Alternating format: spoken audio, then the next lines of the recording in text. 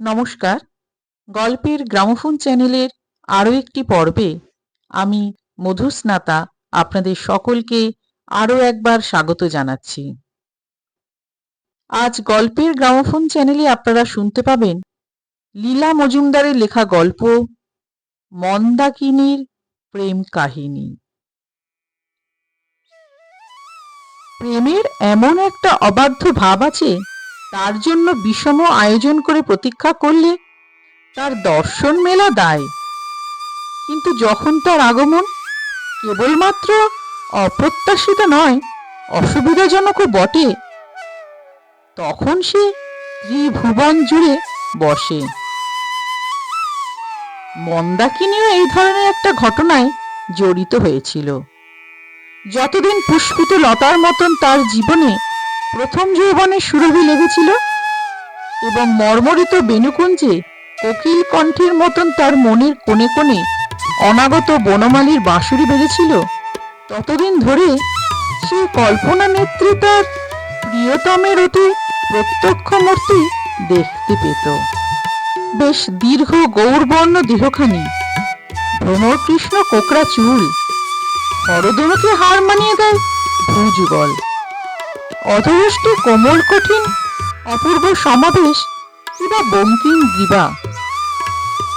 বাঁশির মতো নাসিকার ডান পাশে নিচের দিকে ভুবন ভুলনো ছোট্ট একটি কালো কুচকুচে তিল, দাড়ি গোঁফ কামানো। কণ্ঠস্বরে কখনো বর্জনীর ঘোষ শোনা যায়, কখনো বা কলনাদিনী স্রোতস্বিনীর কথা মনে পড়ে। পরিধানে কখনো বা সাদা ধুতি চাদর, কখনো বা সুবিন্যস্ত গ্রে রঙের পাশ্চাত্য বেশ শোভা পায়। এই আশ্চর্য ব্যক্তি মানুষ লোকে হয় জ্যোৎস্না নিশীথে বিজন বেণুকুঞ্জে কিংবা বর্ষা সন্ধ্যায় বসবার ঘরের স্তিমিত দীপালোকে মন্দাকিনীর কানে কানে কত যে রোমাঞ্চকর মধু বর্ষণ করত, তার লেখাজোখা নেই। অবশেষে একদিন মন্দাকিনীর ঈষৎ কম্পমান বাঁ হাতখানা ধীরে ধীরে নিজের করকমলে তুলে নিয়ে নীল মখমলের ছোট বাক্স খুলে নক্ষত্রজল এক হীরের আংটি পরিয়ে দিল এবং মন্দাকিনীর রক্তিম অধরে, এর বেশি কল্পনা করবার ক্ষমতা মন্দাকিনীর ছিল না। তাছাড়া এতেই তার এমন শিহরণ লেগে যেত যে সে রাত্রে চোখে আর ঘুম আসতো না। বলা বাহুল্য, এই সকল রোমাঞ্চকর ঘটনাগুলির মধ্যে মন্দাকিনীর পরনে থাকত সুযোগ্য নীল শাড়ি, সোনালি তার আঁচল। দুঃখের বিষয়, এমন সুপ্রকাশ যার রূপ, সে ব্যক্তি চিরকাল মন্দাকিনীর আগ্রহাদীর নয়ন যুগলকে ফাঁকি দিয়ে যেতে লাগলো। কত যে বর্ষা সন্ধ্যা, কত যে জ্যোৎস্নাময় নিশীথ বিফল হয়ে যেতে লাগলো, তার কোনো হিসাব নেই। শেষ পর্যন্ত মন্দাকিনী তার দুর্লভ আদর্শটিকে ধরা ছোঁয়ার গোচর করবার দুরাশায় তাকে অনেকটা খর্ব করেও এনেছিল। তার অমন সুঠম দেহের দৈর্ঘ্য থেকে 2-4 ইঞ্চি ছেটে দিয়ে তার এই উজ্জ্বল গৌরকান্তিতে একটুখানি শ্যামলের ছোপ ধরিয়ে তার দাড়িকে শেষ পর্যন্ত না মঞ্জুর করে, কারণ কেনা জানি যে ভক্তির রাজ্যে যাই হোক, প্রেমের রাজ্যে দাঁড়িয়ে অচল, তার গোঁফ সম্বন্ধে একটু উদার হয়ে তাকে প্রায় সাধারণত্বের কোটায় এনে ফেলেছিল। তবু তার দিশা পাওয়া যায়নি। একটি সুকোমল নারী হৃদয়ে তার জন্য এত সম্ভার রক্ষিত আছে, তবু যদি সে নরাধাম অনুপস্থিত থাকে, তবে সে কোনো রকম সহানুভূতির অযোগ্য, একথা জেনে অবশেষে একদা নির্দয় ভাবে স্বহস্তে তাকে প্রিয়তমের সিংহাসন থেকে বিদায় দিল। এমনকি মনে মনে তাকে আহাম্মক আখ্যা দিত কুণ্ঠাবোধ করলে না। তবু মাঝে মাঝে নির্জন নিশীথে তার মনে সংশয়ের দোলা লাগত, আর ওই শূন্য সিংহাসনখানা অন্ধকারে হাহাকার করত। সময় কিন্তু লঘুপদে চলে যেতে লাগলো, আর মন্দাকিনীর যৌবন থেকে একটু একটু করে মধু চুরি করে নিতে লাগলো। মন্দাকিনী এতদিন অলস ছিল না, ধীরে ধীরে অনেক বিদ্যাকে, অনেক ললিত কলাকে আয়ত্ত করে ফেলেছিল। তার কাঁচা রূপের সাজ আবরণে আস্তে আস্তে অভিজ্ঞ সুরুচির পরিচয় পাওয়া গেল। সে রূপসীও নয়, কুরূপাও নয়, দুইয়ের মাঝামাঝি এমনটি যার মাধুর্য দেখা মাত্র চোখে পড়ে না, কিন্তু মন দিয়ে খুঁজলে সুপ্রকাশ হয়ে পড়ে। যত দিন যেতে লাগলো তার কথায়, ভঙ্গিতে, সজ্জায়, এমনকি কবরী রচনাতেও একটা তীব্রতা প্রকাশ পেল, যার মাধুর্য মধুরের চেয়ে তিক্ত বেশি। রৌদ্রবর্ণ বহুমূল্য সুরা যেমন বেশি দিন রেখে দিলে তিতিয়ে যায়, আর নিয়ত তার কানে বাজতে লাগলো কালের রথের চাকার ধ্বনি। জীবনটাকে যখন শূন্য বোধ হবার আশঙ্কা হলো, মন্দাকিনীরও সুবুদ্ধি হলো। হৃদয়ের সমস্ত অপ্রার্থিত প্রেম রাশি একজন অনাগত মানুষের চরণ থেকে অপসারিত করে সে সহজে আয়ত্ত বস্তুর উপর ন্যস্ত করল। বস্তুর পোষ মানা ভাবটা তাকে নিগূঢ়ভাবে আকর্ষণ করতে লাগলো। যে সকল বস্তুকে কামনা করলে এবং যেভাবে কামনা করলে অন্তঃকরণ স্থূল ও বৈষয়িক হয়ে যায়, তারা সেভাবে মন্দাকিনীকে লুব্ধ করল না। সে ভালোবাসল প্রাচীন ও আধুনিক চিত্র, পুঁথি, বাসন, সূচিকর্ম, নকশা দেওয়া হাতে বোনা পর্দা, মিনে করা চৌকি, এমন আরো কত কি। সৌন্দর্যের এমন একটা মোহিনী শক্তি আছে, যে তাকে অর্থ দিয়ে কেনে তাকেও সে নক্ষত্রলোকে নিয়ে যায়। যা কিছু সুন্দর, সৌন্দর্যই তার সার্থকতা, তার আর কোনো গুণের প্রয়োজন নেই। সে নয়নানন্দ। তার কাছে আর কিছু প্রত্যাশা করলে তার প্রাণময় পরিপূর্ণ রূপ রাশি অর্থহীন বিলাসে পরিণত হয়ে যাবার আশঙ্কা আছে। যে কেউ সৌন্দর্য উপভোগ করতে জানে না, কিন্তু মন্দাকিনী জানত। তাই তার বারবার হতাশ হয়ে যাওয়া হৃদয় মরুভূমি না হয়ে গিয়ে নিত্য নূতন রসের উৎসের সন্ধান পেল। সৌন্দর্য উপাসকের যে অনাবিল অবসর ও অজস্র অর্থের প্রয়োজন। যে দুষ্ট শনি মন্দাকিনীর পিছু নিয়েছিল, সে একদিন সে সকল হরণ করে নিল। মন্দাকিনী সৌন্দর্যের উপাসনা তখনকার মতো বন্ধ করে দিয়ে সৌন্দর্যের সামগ্রীগুলোকে এবারই ওবারই বাক্সবন্দি করে কেমন করে যেন এক মাস্টারি জোগাড় করে দার্জিলিং চলে গেল। দার্জিলিং এ গুছিয়ে বসলে পর চারিদিকে চেয়ে মন্দাকিনী দেখল হিমালয়ের কোলে কোলে রডোডেনড্রন গাছের সারি, কিন্তু তার একটিরও উদ্ধত শাখার রাঙা পুষ্পস্তবকের নাগাল পাওয়া যায় না।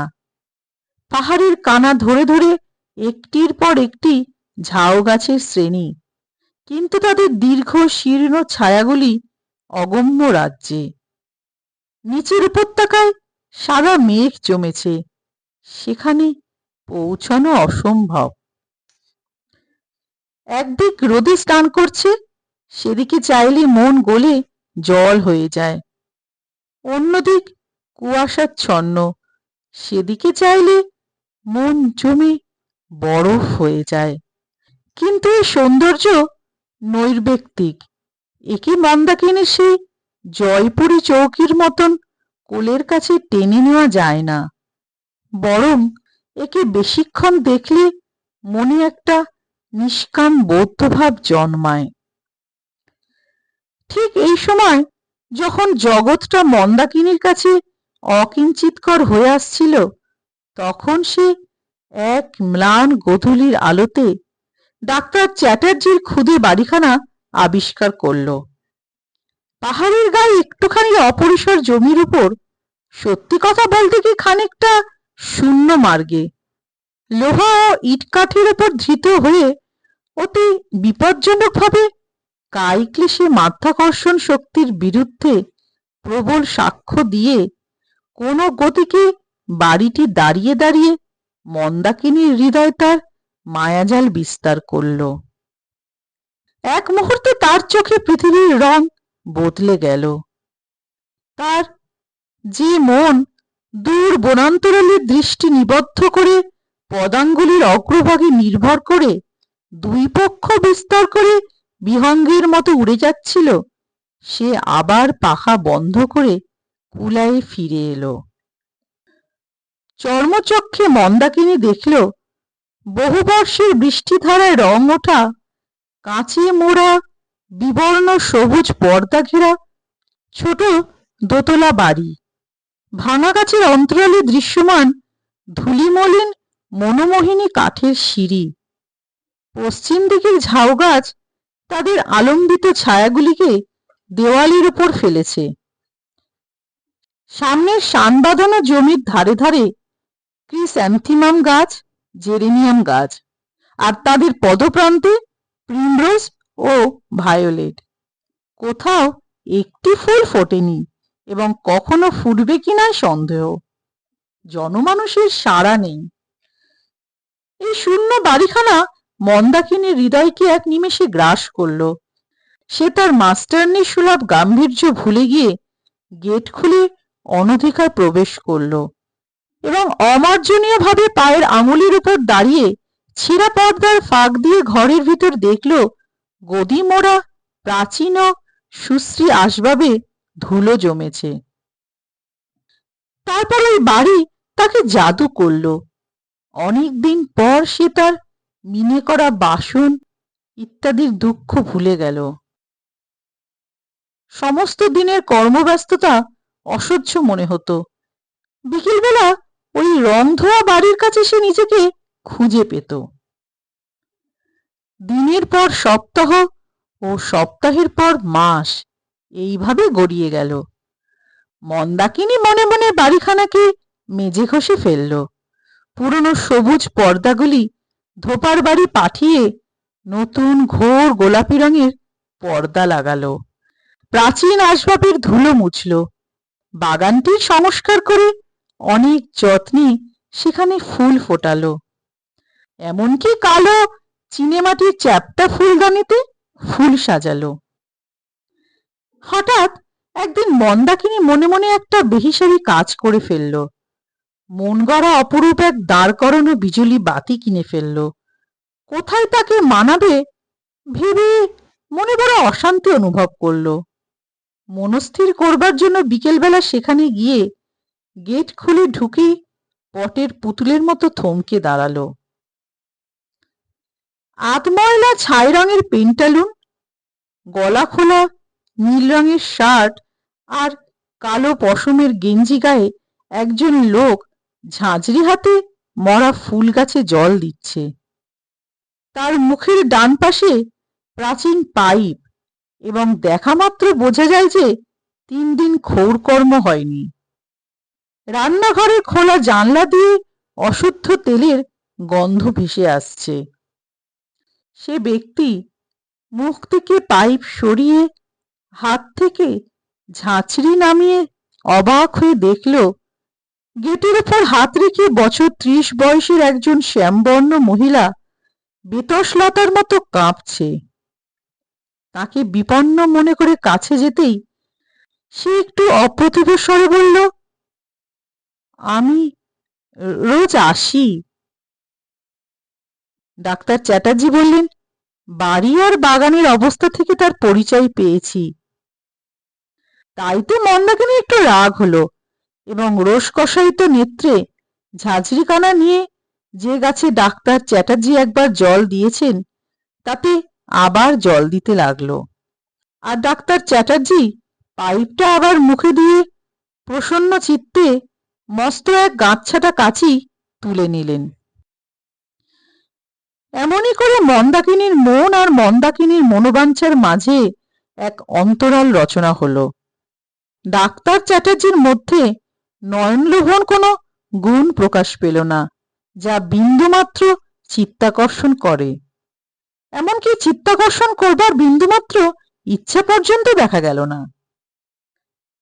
কোন সুদূর মহানগরীর ছায়াময় খ্যাতি তার নামের সঙ্গে জড়িত ছিল, তার বিষয় অদম্য কৌতূহল ছাড়া মন্দাকিনীর মনের কোনো ভাবান্তর ঘটল না। যৌবনে তার স্বপ্নে দেখা সেই পুরাতন প্রিয়তমের ইতিবৃত্ত মন্দাকিনীর জানা ছিল না। সে ধনী কি নির্ধন, কোনো কাজকর্ম করে কি ঘরে বসে থাকে, এই সকল অতি তুচ্ছ তথ্য জানবার প্রয়োজনই তার মনে আসেনি। সে দ্বিধাবিহীন চিত্তে দর্শনা মাত্রই তার গলায় বরমাল্য দিয়েছিল। কিন্তু ডাক্তার চ্যাটার্জি সম্বন্ধে তার জিজ্ঞাসার অন্ত ছিল না।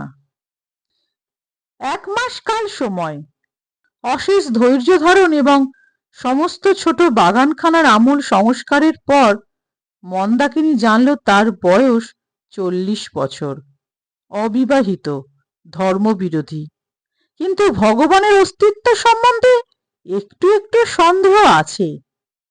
দৈর্ঘ্য 5 ফুট 11 ইঞ্চি, ওজনের কথা প্রকাশ করতে অনিচ্ছুক। স্ত্রীজন সুলভ নানান চাতুরী অবলম্বন করে মন্দাকিনী তাকে দিয়ে নতুন গোলাপি পর্দা কেনালো, দরজা জানলায় সবুজ সাদা রং লাগালো, গেটের পাশে চেরি গাছের কলম বসালো। এমনি করে মন্দাকিনীর স্বপ্ন ফুলের মতন ফুটতে লাগলো। এমন সময় হঠাৎ একদিন সন্ধেবেলা মন্দাকিনী আবিষ্কার করল ইডেনে সর্প প্রবেশ করেছে। কে একজন অতি তরুণী তনুদেহে সবুজ জর্জেটের শাড়ি অপরূপ করে জড়িয়ে কালো কোকড়া চুলগুলিকে মাথার উপরে অভিনব রুচিতে চূড়ো করে বেঁধে ডাক্তার চ্যাটার্জি স্কন্ধ অবলম্বন করে অতি রক্তিম ঠোঁট দুখানিকে ঈষৎ আলগা করে হিমালয় দেখছে, আর তার সর্বাঙ্গ থেকে মাধুরী ঝরে পড়ছে। এইটুকু মাত্র, কিন্তু মন্দাকিনীর হৃদয় বিকল হল। তড়িৎ পদে সেখান থেকে সে ফিরে গেল। তার মানস চক্ষের সম্মুখে ওই মেয়েটি তার সবুজ জর্জেটের আঁচলখানা মেলে দিয়ে এমন একটা শ্যামল অন্তরাল সৃষ্টি করল যাকে ভেদ করে মন্দাকিনীর লুব্ধ চোখ আর সেই ছোট বাড়ি কি তার মালিককে দেখতে পেল না। মন্দাকিনীর হৃদয় জীবনে প্রথম ঈর্ষা জন্ম দিল এবং তার সবুজ চোখের কাছে সমগ্র জগৎখানা বিষময় হয়ে উঠল। যেখানে কোনো দাবি নেই সেখানে নৈরাশ্যের জ্বালা সব থেকে তীব্র, কারণ তার কোনো প্রতিকার হয় না। মন্দাকিনী নিজেকে শত শত গঞ্জনা দিল, তার কোনো অনুযোগের কারণ নেই। ডাক্তার চ্যাটার্জির বাড়িতে তার যে কোনো অতিথি আসুক না কেন, মন্দাকিনীর তাতে কি? কিন্তু তবুও দার্জিলিং এর হিমকুজ্ঝটিকা একেবারে হৃদয়ে গিয়ে প্রবেশ করল। তার ব্যথিত দৃষ্টি হিমালয়ের পুঞ্জিত রূপরাশির মধ্যে কোনোদিন কোনো কোমলতা খুঁজে পায়নি, আজও পেল না। 1 সপ্তাহ কাল উত্তরবিহীন আত্মজিজ্ঞাসার পর মন্দাকিনী আবার ডাক্তার চ্যাটার্জির সমীপে উপস্থিত হলো। আর তার কোনো আশঙ্কা নেই, মন তার বর্ম পড়েছে। নৈরাশ্যের গভীরতম অতলে যে ডুব দিয়েছে সে আবার চোখে আলোর রেখা দেখতে পায়। সে ঔদাসীন্যের চন্দ্রলোক শীতল সুন্দর। মন্দাকিনী তাই সাহসে বুক বেঁধে দৃষ্টিতে ত্যাগের মহিমা নিয়ে ডাক্তার চ্যাটার্জির সমীপে উপস্থিত হলো। দেখল দরজা জানলা খোলা হয়নি, ফুল গাছে জল দেওয়া হয়নি। উদাসী মনের ওপর উদ্বেগের কালো ছায়া নেমে এলো। যাকে ত্যাগ করা যায় তার মঙ্গল কামনা করাতে কোনো বাধা নেই। কম্পিত পদক্ষেপে সিঁড়ি দিয়ে উপরে গিয়ে মন্দাকিনী দেখল শোবার ঘরের পর্দা উঠানো, জানলা বন্ধ, শার্শিতে ধুলো এবং টেবিলে বই, ড্রেসিং টেবিলে বই, আরাম কেদারায় বই, আরামকেদারার নিচে বই, পাশে বই, পিছনে বই, মোড়াতে বই, জলচৌকিতে বই এবং মেঝের গালিচাতে রাশি রাশি দিশি ও বিলেতি বই। স্প্রিংযুক্ত লোহার খাটে বাদামি রঙের কম্বলে ঢাকা রোগ পাণ্ডুর মুখে ডাক্তার চ্যাটার্জিকেও দেখা গেল। আবেগের আতিশয্যে মন্দাকিনীর বাক্যরোধ হলো। ডাক্তার চ্যাটার্জি হাত থেকে রিলিজিও মেডিচিকানা নামিয়ে প্রসন্ন দৃষ্টিতে তাকালেন। মন্দাকিনী নির্বাক রইল।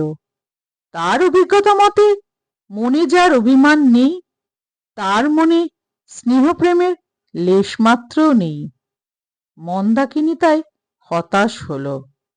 কিন্তু তার উৎকর্ণ মন মুহূর্তের মধ্যে নৈরাশ্যের চেয়ে ঘরের অপরিচ্ছন্নতা নিয়ে বিব্রত হয়ে পড়ল। সে আয়নার সামনে গিয়ে প্রথমে নিজের কেশ বেশ সংস্কারের পরে রুমাল দিয়ে ওই আয়না সংস্কারে মনোনিবেশ করল। শান্ত কণ্ঠে ডাক্তার চ্যাটার্জি বললেন, আমার ভাগ্নি এসেছিল, তোমায় দেখাতে পারলাম না। মন্দাকিনী এর উত্তরে কি বলবে ভেবে পেল না। ভাবল হয়তো মন্দাকিনীর মনোভাব সম্বন্ধে ডাক্তার চ্যাটার্জির কোনো কৌতূহল নেই। হঠাৎ রুমালের আঘাতে ছোট একটা জিনিস মাটিতে পড়ল। মন্দাকিনী অপ্রতিভ হয়ে তুলে নিয়ে দেখল একটি নক্ষত্রজল হীরা বসানো মেয়েদের আংটি। চোখ তুলতেই ডাক্তার চ্যাটার্জির ঈষৎ ক্লান্ত চোখে দৃষ্টি নিবদ্ধ হলো। ডাক্তার চ্যাটার্জি স্নিগ্ধস্বরে বললেন, আমার মায়ের বিয়ের আংটি, মনে করেছি তোমার হাতে মানাবে বলে পরিয়ে দেবার বিন্দুমাত্র উদ্যোগ না করে উৎসুক দৃষ্টিতে চেয়ে রইলেন। মন্দাকিনী শেষ পর্যন্ত আংটিটা নিজেই পরল, আর দুটি মুক্তোর মতন দুই বিন্দু অশ্রু আস্তে আস্তে গাল বেয়ে গড়িয়ে গেল। ডাক্তার চ্যাটার্জির নিকোটিন রঞ্জিত ডান হাতখানি মন্দাকিনীর ক্ষীণ মণিবন্ধে নিবদ্ধ হলো, আর সেই সঙ্গে মন্দাকিনী অনুভব করল তার হৃদয়ের সকল রুদ্ধ বাতায়নগুলি একে একে খুলে গিয়ে সূর্যালোক আর দক্ষিণ বাতাস যুগপৎ সেখানে প্রবেশ করল। গল্পটি এখানেই শেষ হলো। আশা করছি আপনাদের এই গল্পটি ভালো লেগেছে। খুব শীঘ্রই আমি হাজির হব আরেকটি সুন্দর গল্প নিয়ে গল্পের গ্রামোফোন চ্যানেলের পরবর্তী পর্বে। সকলে ভালো থাকবেন, সুস্থ থাকবেন। নমস্কার।